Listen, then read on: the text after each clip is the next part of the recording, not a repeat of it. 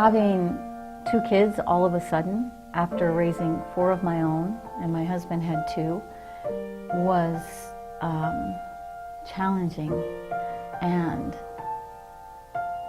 difficult.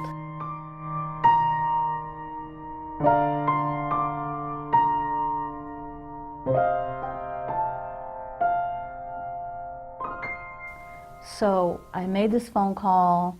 I talked to a young man who was just really reassuring. We'll get somebody out there, we'll do an evaluation, da-da-da-da. And I met Autumn, who came to the house, spent a lot of time, did a lot of explaining, and then came back with a group of people that I just felt like were family from the very beginning.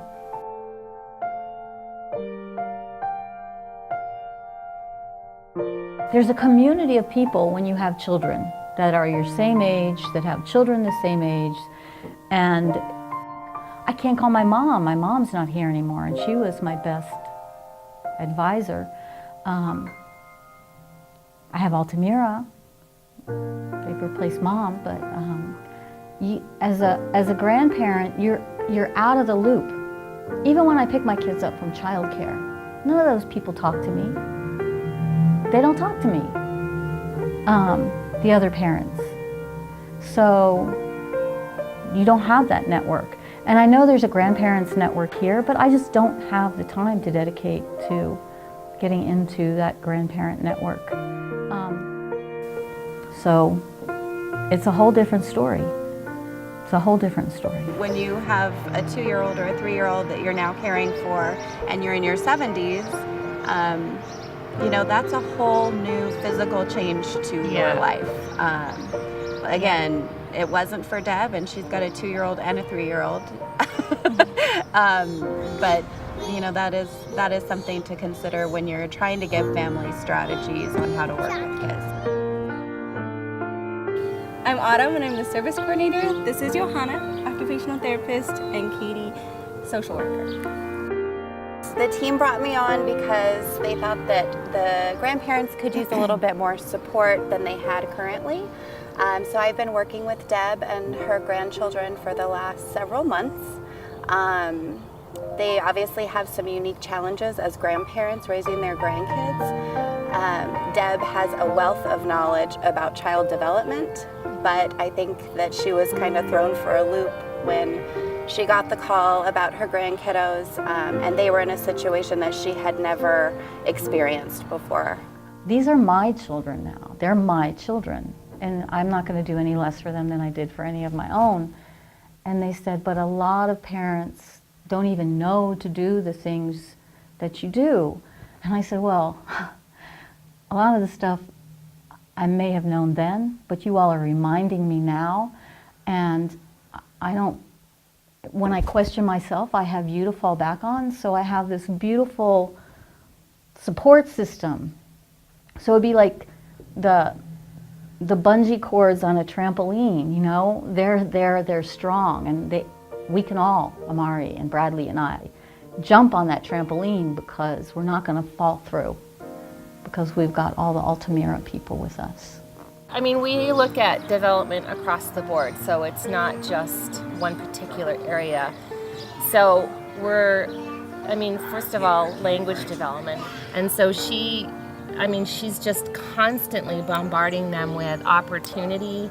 I mean, their living room went from a couple who is getting ready to retire living room, or, you know, to there's toys everywhere. I mean, it's organized and stuff, but. She left toys at the house, a great big vibrating turtle, and a big one of those big like exercise balls. So to really help Bradley strengthen his core, and he loved to sit on the turtle and lay on the turtle, and she explained how the vibration helped the spine and all that. But one of the best things she did was she could document for me.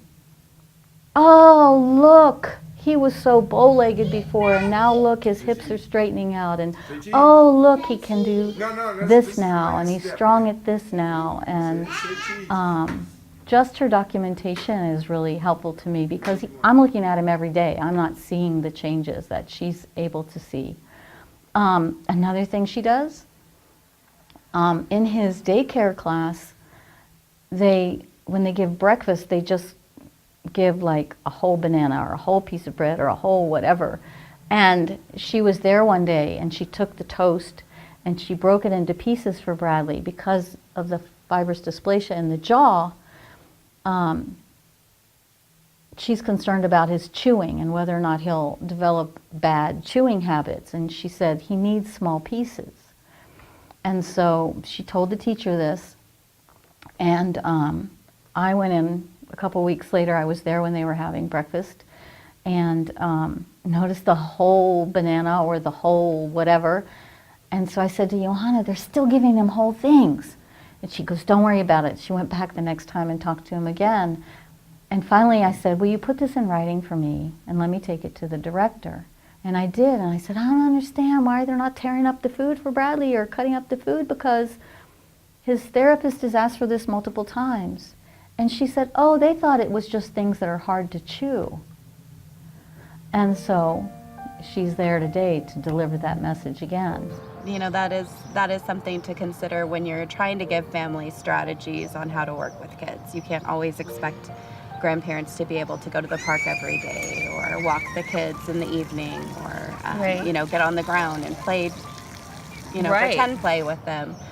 So as an EI team, it presents a special set of challenges that we all kind of have to get our heads together and think about when we're trying to show them ways to work with the kids. I would be pulling my hair out without Alta Mira because I wouldn't have the resources, the knowledge base, the support that I currently have. It would be much more stressful than it is. We see more and more grandparents raising their grandchildren. We get more and more referrals for it. It's just something that we have to deal with. And you know the unique challenges of doing that, and we also know them too. But sometimes that comes in as they do everything for them. They're gonna pick them up and take them over there. They're not gonna have them request things, they're just gonna give them to them. So it's reteaching them how to teach independence, and yes, you love them, but we have to let them do some of these things, otherwise they're not gonna learn how to do them for themselves. So grandparents really they want to give their grandchildren everything, and so they have to take a step back and let them do some of the things for themselves. The biggest difference has been in Amare.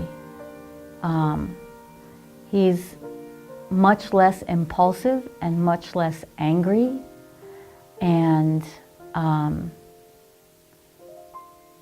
has learned some self-control. And I credit Alta Mira with a lot of that, not only with working with him, but with giving us suggestions. I wouldn't have learned as much as I've learned about Albuquerque and what's available to the kids.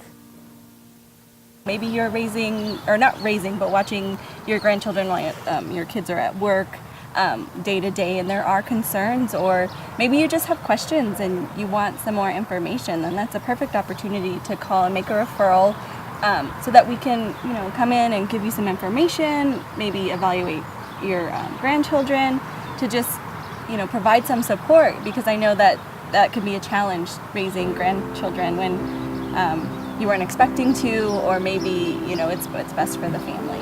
My name is Dr. Deborah Roberts Harris, and my children deserve a chance to fly.